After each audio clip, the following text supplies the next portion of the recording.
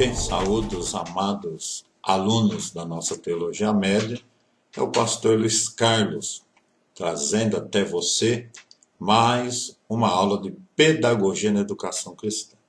Hoje, notadamente, a lição número 6, onde estaremos falando sobre a aprendizagem na educação cristã. Seja bem-vindo, que o Espírito Santo possa abrir o nosso entendimento, para inculcar a aprendizagem na educação cristã. Você tem já desde a sua página 133, algumas definições acerca de aprendizagem. Então, a aprendizagem vem de aprender, e aprender é um processo contínuo de aquisição de novas formas de conduta. É a mudança das formas de conduta, não é verdade? No nosso caso, a pedagogia cristã, a aprendizagem cristã, nós nos disponibilizamos à ação do Espírito Santo para que Cristo reine em nós. Inclusive lá em Lucas 12, fala sobre isso. Escute. Porque na mesma hora vos ensinará o Espírito Santo o que vos convém falar, não é verdade? Também a palavra diz que assim nós vamos viver em novidade de vida, ou seja, vamos mudar a nossa conduta através da aprendizagem. Bom, sobre pedagogia cristã, cabe lembrar que são reflexões fundamentadas na palavra de Deus. A pedagogia cristã, ela absorve técnicas da pedagogia tradicional, mas, porém, nossas reflexões são fundamentadas na palavra de Deus. Usamos as técnicas, mas sob a palavra de Deus. Para quê? Para desenvolver aspectos espirituais, mentais e éticos do cristão. Para isso aplicamos a pedagogia cristã, para que haja esse desenvolvimento generalizado do cristão. A pedagogia é um pouco diferente da educação formal, que é aquela educação fundamental. Por exemplo, na pedagogia cristã, ela ainda é um pouco mais complicada que a pedagogia normal, porque existe uma ignorância abismal, ou seja, a mente de Deus, o conhecimento de Deus que está à nossa disposição é um conhecimento infinito. Jó, sobre isso, no capítulo 42, versículo 3, ele retrata bem essa condição do homem em relação a Deus. Quem é este que sem conhecimento encobre o conselho? Por isso relatei o que não entendia, coisas que para mim eram inescrutáveis, que eu não entendia. E também cabe ler aos Romanos 11:33 acerca dessa profundidade do conhecimento divino. Olha o que diz. Ó profundidade das riquezas, tanto da sabedoria como da ciência de Deus. Quão insondáveis são os seus juízos, quão inescrutáveis os seus caminhos. Procuramos mostrar a você esse abismo entre o conhecimento divino e o conhecimento humano. Bom, independente disso, existe uma dinâmica de aprendizagem também na educação cristã, não é verdade? Vamos a uma definição bem direta. Processo de aquisição de capacidade do uso da fé, pela prática e experiência crítica. Então, a aprendizagem cristã é um processo de se adquirir e se capacitar o uso da fé. Tudo voltado para a melhoria, para a edificação do conhecimento da fé, através tanto da prática quanto de experiências críticas, onde a própria autocrítica vai determinar uma melhora da nossa conduta na aprendizagem cristã. Isso é um processo contínuo. Na verdade, ele nunca acaba, a não ser quando Jesus arrebatar a sua igreja. Porque são enfrentadas realidades com entendimento. Nós vamos enfrentar as realidades com entendimento, vindo da parte de Deus, pelo exercício do conhecimento da sua palavra, que nos é dado pelo seu Espírito Santo. Olhe bem lá em Hebreus 5,14, vai mostrar um pouco desse processo contínuo de aprendizagem. Olha o que está escrito. Mas o mantimento sólido é para os perfeitos, os quais, em razão do costume, tem os sentidos exercitados para discernir tanto o bem como o mal. Ou seja, o mantimento sólido quer dizer que nem sempre o cristão recebe um mantimento sólido. Paulo mesmo escreveu dizendo que estava tratando a igreja ainda com leite. Quer dizer, no processo de aprendizagem, eles ainda estavam num degrau inferior do que esses companheiros aqui citados no livro aos Hebreus, que já podiam receber um mantimento mais sólido, em razão do quê? Do costume, do exercício, né? Da fé. Isso vai trazendo uma condição melhor de discernimento. Então, o que queremos mostrar é que essa aprendizagem obedece a um processo contínuo, né? Cada dia estaremos mais preparados para novos ensinamentos, né? E tem uma razão de ser a aprendizagem cristã. Qual é a razão? É o aperfeiçoamento dos santos para o trabalho do reino. Melhoramos para poder ministrar um trabalho melhor ao favor do reino de Deus na terra, também da sua igreja. A aquisição do conhecimento dentro dos processos de ensinamento da pedagogia cristã, né? A aquisição do conhecimento vem pela prática e pela experiência crítica, né? Prática do quê? Prática da fé. Pela prática da fé, nós vamos sendo inseridos nos processos de aprendizagem. Tito 3:8. Fiel é a palavra, isto quero que deveras afirmes, para que os que creem em Deus procurem aplicar essas boas obras. Estas coisas são boas, proveitosas aos homens. Ou seja, é preciso exercitar. É preciso aplicar-se às boas obras. Isto é a prática da fé. Muito bem. O uso desse conhecimento, né? Tem toda essa didática da aprendizagem cristã, onde está o uso do conhecimento que estamos adquirindo. A fé deve ter boas obras. Isso significa a doação do conhecimento. Eu aprendo para poder repassar o conhecimento. Isso, inclusive, é um dom de amor. Distribuímos o conhecimento porque amamos. 1 Coríntios 13:1 fala sobre isso. Ainda que eu falasse as línguas dos homens e dos anjos, se não tivesse amor, seria como metal que soa, como sino que tine. Poderíamos parafrasear dizendo, ainda que eu soubesse tudo e não ensinasse a ninguém, de que valeria, não é? Vamos agora ao efeito do aprendizado no comportamento do cristão. Se aprendemos, há que se ter um motivo, há que se ter uma melhora, um desprendimento. Vamos lá. Primeiro, ele passa por uma transformação radical, tanto de caráter quanto de personalidade e de conhecimento. Gálatas 2:20, preste atenção. Já estou crucificado com Cristo. E vivo não mais eu, mas Cristo vive em mim. E a vida que agora vivo na carne, vivo-a na fé do Filho de Deus, o qual me amou, se entregou mesmo por mim.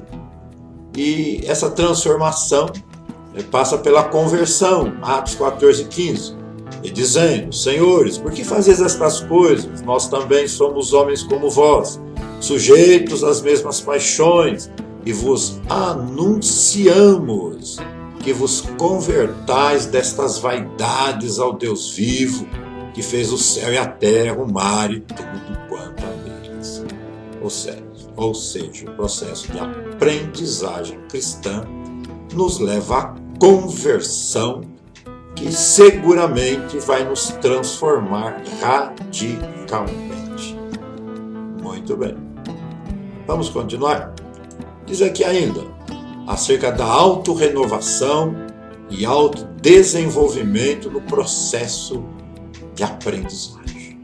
Isso passa pela autorreflexão. O que é isso? É a constante busca do ser humano. Aí está a raiz de toda aprendizagem. É a busca interna do ser humano por condições melhores, não só intelectuais, mas espirituais e por aí afora. Esta autorreflexão é a constante busca do ser humano, o que o leva a aprender. Aí está a raiz dessa coisa intrínseca no ser humano, que é o desejo de aprender. Muito bem, essa reflexão, essa constante busca, vai gerar uma autocrítica, que é para o cidadão se situar, né, no seu momento de vida, em que grau ele se encontra, vai gerar uma autocrítica. A autocrítica vai levar o cidadão a uma reorganização. Quer dizer, ele vai se reorganizar internamente à luz da experiência que ele teve, no caso, com a palavra de Deus, né? E, segundo essa reorganização, vai levar à transformação do indivíduo num processo interminável, ou pelo menos enquanto durar a terra, né? Porque após o arrebatamento esse processo, teoricamente, termina, porque vamos atingir a estatura de varão perfeito, segundo Cristo Jesus, nosso Senhor. Vamos à aprendizagem no contexto bíblico, como ela tem ocorrido, como ela ocorreu dentro das Sagradas Escrituras, nos tempos bíblicos, né? Começando no Velho Testamento. No Velho Testamento, a aprendizagem, ela não era um ensino oficial ou sistemático. Ou seja, não haviam escolas como há hoje, faculdades ou coisas semelhantes. Então ela funcionava diretamente de Deus para os profetas e líderes, e eles para os pais para os seus clãs, as suas famílias. Assim se dava a aprendizagem ou o ensino. Já no Novo Testamento, nós tivemos o advento do grande magistério de Jesus Cristo, que é o mestre por excelência. Aliás, em Hebreus 1, verso 1 e 2, tem uma mensagem a esse respeito. Escute. Havendo Deus antigamente falado muitas vezes, de muitas maneiras aos pais, pelos profetas, a nós falou-nos nestes últimos dias, pelo Filho, a quem constituiu o herdeiro de tudo, por quem fez também o mundo. Aqui em Hebreus está claro que antigamente Deus falava pelos profetas e agora nos falou pelo Filho. Aliás, boa parte, se não a maior parte do ministério de Jesus, não foi nem operar milagres, mas foi ensinar. Muito bem. Também observamos no contexto bíblico que todo esse ensinamento ele se dá pela unção do Espírito Santo. Este é um grande diferencial do ensinamento, da própria pedagogia natural, secular, para o ensinamento e a pedagogia cristã.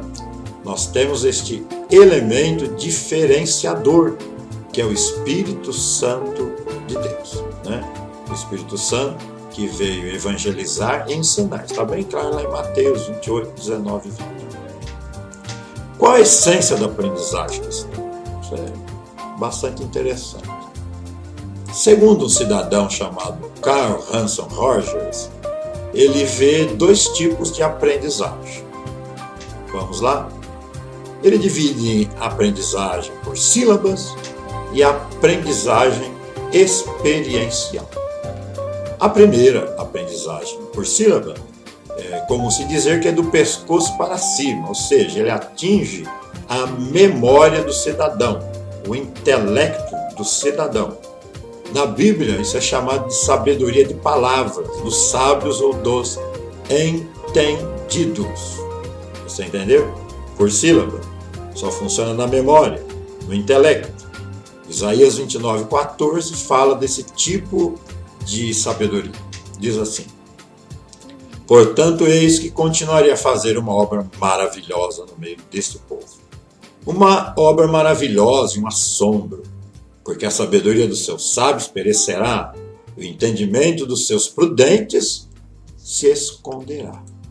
Aí está a palavra, o ensinamento por sílaba, aprendizagem por sílabas, que fala de memória, palavras de homens, sabedorias humanas, não é verdade? Não sei se ficou claro para você. Vamos então ao segundo tipo de aprendizagem, segundo Carl Hanson Rogers.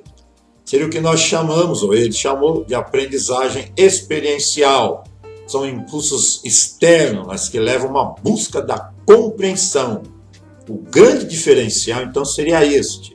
No primeiro tipo de ensinamento, de aprendizagem, que é a sabedoria de palavras, busca-se a memorização. E a parte intelectual do cérebro humano. Nesse segundo, não. Leva à busca da compreensão. Não queremos decorar, queremos compreender o que está nos sendo ensinado. E esse tipo de aprendizagem vai interferir até na personalidade do aluno, né? No nosso caso, da pedagogia cristã, na verdade, da aprendizagem cristã, o Espírito Santo vai usar variadas formas, né, de trazer até a nós a informação, não somente no intelecto do ser humano, mas na sua própria consciência. É uma experiência muito maior do que o primeiro tipo de aprendizagem, que é por sílabas, né? Então, um resumo disso, nós podemos falar que os processos educacionais, o aluno é um objeto que recebe informações. E na aprendizagem cristã, dentro desse princípio especial aqui de Carl Hanson Rogers, né, o aluno é um sujeito, ele tem um envolvimento total com a aprendizagem. Esse envolvimento do aluno leva em conta seus sentimentos, suas emoções, né, a sua inteligência, quer dizer, é alguma coisa mais completa, não é verdade? Muito bem. Aprendizagem e o ensino na educação cristã. Aí no seu livro, na página 146. Muito bem. O professor estimula, guia, orienta o ensino. Na verdade, não é o professor quem ensina. Ele guia o aluno no ensino, nas descobertas. Ele abre caminhos para que o aluno possa seguir. Basicamente, muitas vezes, até sozinho. Não é verdade? Ainda na aprendizagem, no ensino da educação cristã, não é verdade? É dirigido a aprendizagem da fé em Jesus. Ou seja, quando vemos manifestado a fé em Jesus, nós o conduzimos a um conhecimento maior de Jesus, de sua palavra. Nós abrimos portas para que o aluno possa entrar. Nós não trazemos um produto pronto, mas indicamos os caminhos para que o aluno possa seguir. Não é verdade? Algumas referências à tarefa de ensinar, biblicamente falando. No Velho Testamento, primeiramente, né? Nós temos aí a função dos sacerdotes que ensinavam aos filhos de Israel. Era uma obrigação dos sacerdotes fazer isso entre o povo de Israel. Nós vamos ver Samuel ensinando ao povo. E vamos ver levitas e sacerdotes ensinando também ao povo. Nesse caso aqui vale a pena você acompanhar aí, segundo Crônicas 17, versículo 9. Está escrito assim: E ensinaram em Judá, levando consigo o livro da lei do Senhor, e foram a todas as cidades de Judá, ensinando entre o povo. Que interessante o que a boa vontade pode produzir. Hoje se reclama muito de falta de espaço, de recursos financeiros, mas veja bem, os levitas levavam o ensinamento de casa em casa. Que maravilha! Já no Novo Testamento, né, algumas referências sobre a tarefa de ensinar no Novo Testamento. Primeiramente, o grande mestre, o nosso mestre amado, Jesus Cristo. Mateus 5,2. E abrindo a sua boca, os ensinava o ensino. Jesus gastou boa parte do seu ministério ensinando. E pouco antes de assuntar ao céu, de descender ao céu, ele ainda continuou ensinando, exigindo que os discípulos, na verdade, fossem por toda a terra e pregassem, ensinassem a palavra e batizassem. Mas antes de batizar, que ensinasse.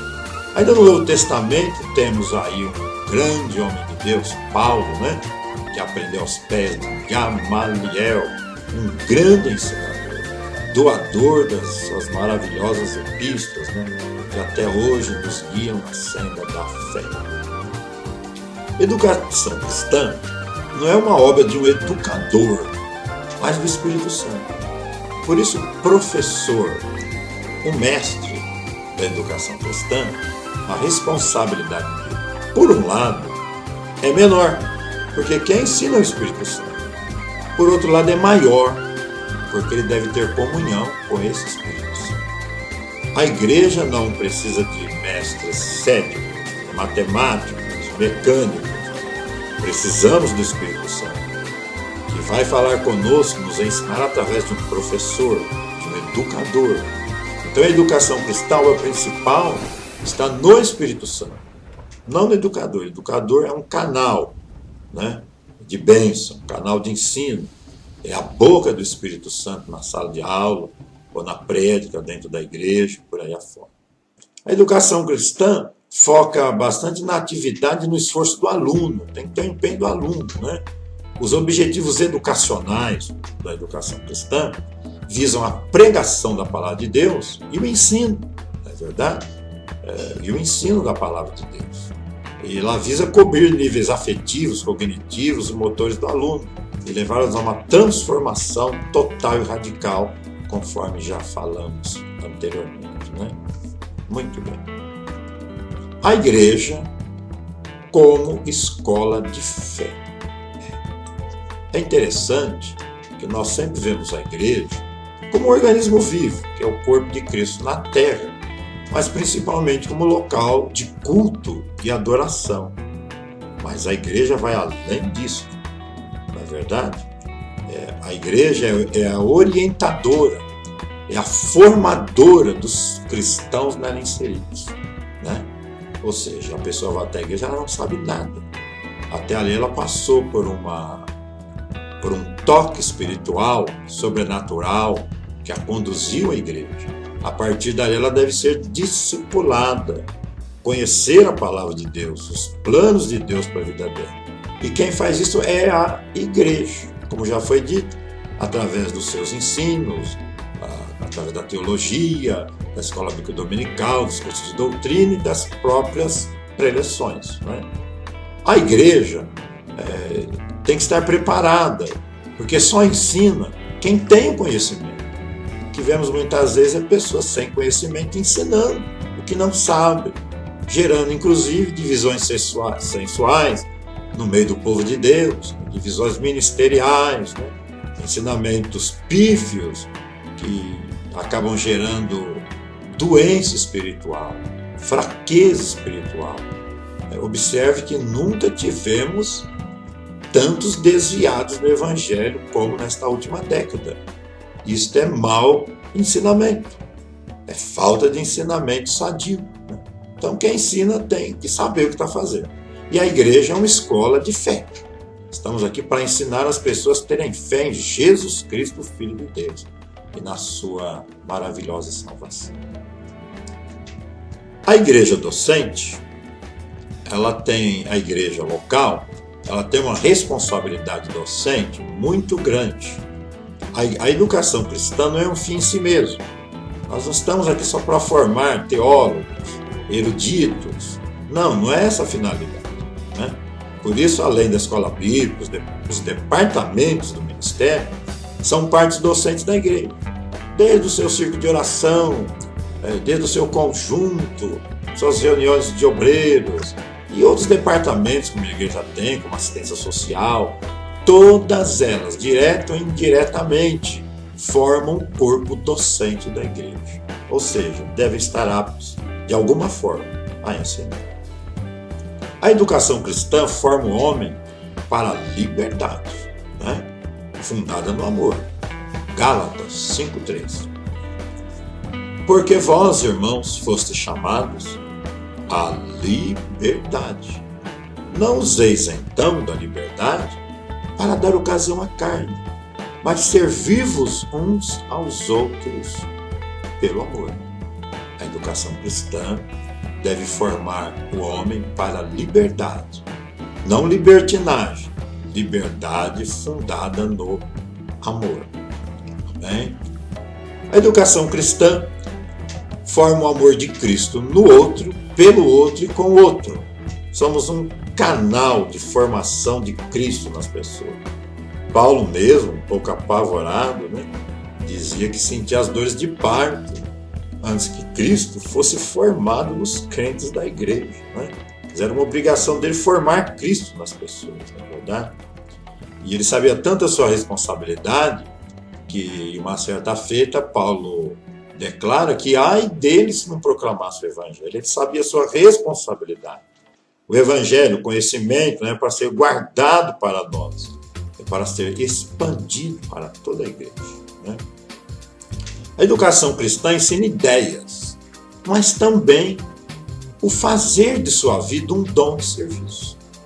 Nós, como mestres cristãos, devemos ensinar ideias cristãs, doutrinas cristãs, mas ensinar os nossos alunos a serem bons servos de Deus, a realizar um bom trabalho na obra de Deus. Vamos lá agora, a última parte da nossa aula, desta oportunidade.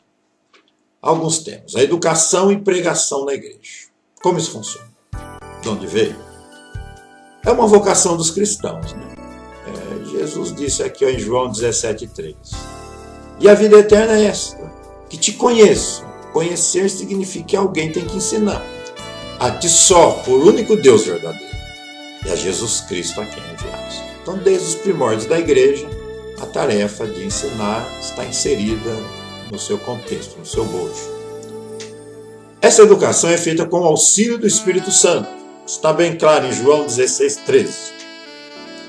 Mas, quando vier aquele Espírito de verdade, ele vos guiará em toda a verdade, porque não falará de si mesmo, mas dirá tudo o que tiver ouvido e vos anunciará o que há de vir. É ele quem ensina, é ele quem anuncia, o Santo Espírito de Deus. É a igreja quem deve assumir esse processo de educação. É claro, nossos irmãos têm o seu ensinamento secular nas escolas, nas faculdades, em cursos, mas esta parte da educação cristã está a cargo da igreja. Ninguém melhor do que a igreja para poder formar os seus membros dentro daquilo que o Espírito Santo precisa. Muito bem, eu já falei que no passado era de casa em casa, e volto a repetir que no Novo Testamento também. Está em Atos dos Apóstolos 5,42, eles ensinavam de casa em casa. Nós temos dois ministérios distintos dentro da igreja. Um costumamos chamar de pregação e o outro de ensino. A divisão mais ou menos correta aqui seria assim. A pregação é voltada para os não convertidos. Atos 10,42. Ele nos mandou pregar ao povo e testificar que ele é o que por Deus foi constituído, juiz dos vivos e dos mortos. Pregar ao povo, às almas, aos não convertidos. E a segunda parte, que é o ensino, é para os convertidos. Atos 11:25. E sucedeu que todo ano se reuniram naquela igreja. Ensinaram muita gente. Em Antioquia foram os discípulos pela primeira vez, chamados cristãos. Você percebeu? Nós devemos amar as mensagens da igreja, que nos trazem grandes ensinamentos. Mas devemos também amar o ensino catedrático e sistemático que temos nos nossos cursos de teologia, em nossas palestras, nas nossas escolas bíblicas dominicais, nos nossos cursos de doutrina ou ensinamentos. O crente que só gosta de ouvir pregação, ele precisa melhorar. Ele precisa acostumar a aprender, a ser ensinado. A sã doutrina é o corpo de ensinamentos da igreja.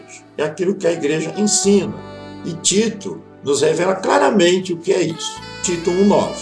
Retendo firme a fiel palavra que é conforme a doutrina, para que seja poderoso, tanto para admoestar com a sã doutrina, como para convencer os contradizentes. Doutrina essa inserida nas Santas Escrituras. Na verdade, Deus é o verdadeiro educador. Aprendemos isso em João 6,45. Está escrito nos profetas, e serão todos ensinados por Deus. Portanto, todo aquele que do Pai ouviu e aprendeu, vem a mim. Deus, por trás de tudo, é o verdadeiro educador. E Jesus, o único mestre. João 13,13. Vós me chamais mestre e Senhor, e dizeis bem, porque eu o sou. Quando falamos único mestre, seria mais na condição de principal mestre, porque Deus mesmo diz na sua palavra que ele deixou uns para pastores e doutores, ou mestres, né? Mas o grande mestre é Jesus Cristo de Nazaré. E para nós encerrarmos a nossa aula de hoje, né? Nós falamos que Deus é o verdadeiro educador, Jesus o único mestre, e tudo isso sob a unção do Espírito Santo. 1 João 2,20. Vós tendes a unção do Santo e sabeis tudo. Quer dar uma boa aula? Leia bastante e ore bastante para que o Espírito Santo encontre lugar na sua vida. Está aqui ministrada a nossa aula de Teologia Média de hoje. Guardamos você para a próxima aula, é a última aula do nosso livro, sobre pedagogia, a 7ª aula. Em seguida teremos a prova. Você, após esta aula, tem aí na sua tela, não é verdade, os nossos canais de comunicação, seja por Facebook, por e-mail, pela nuvem e tantas outras coisas, por telefone, por endereço, por carta, estamos à sua inteira disposição. Que o Santo Espírito de Deus possa promover o entendimento daquilo que procuramos passar para você hoje. Que Deus os abençoe poderosamente.